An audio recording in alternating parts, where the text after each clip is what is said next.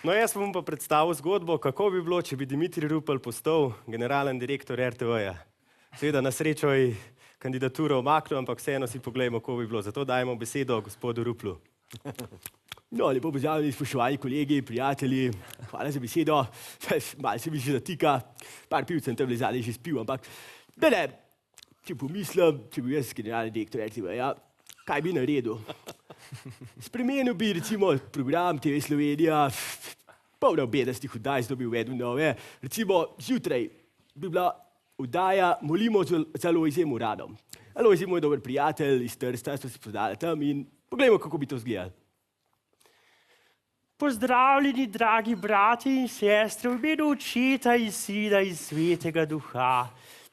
Danes je sreda in zmolimo seveda eno za boljši dan. No, tole bi bilo takole, potem recimo naprej, pred kosilcem oddaja Spoznajmo živali. Recimo vodo bijo pa Ivo Milovanovič, ker zdi se mi, da gre preveč nekega denarja za športne prenose in komentatorje in to bi izgledalo nekako takole. Lepo pozdravljeni, spoštovani, spoštovane, v oddaji Spoznajmo živali. V ogradi vidim kozo.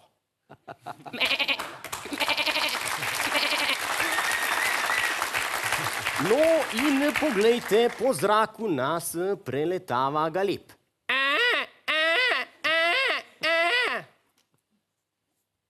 Po moji uri imamo še ravno dovolj časa, da si ogledamo zanimivo živalskega vrta opico.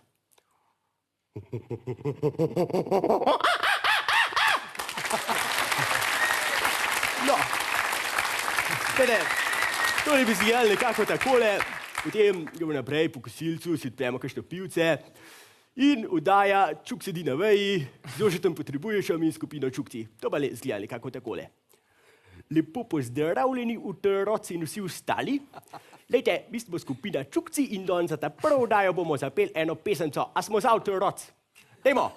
3, 4. Modna pista, to je prava stvar. Gremo ploskat. Lepe punce, ti so božji dar.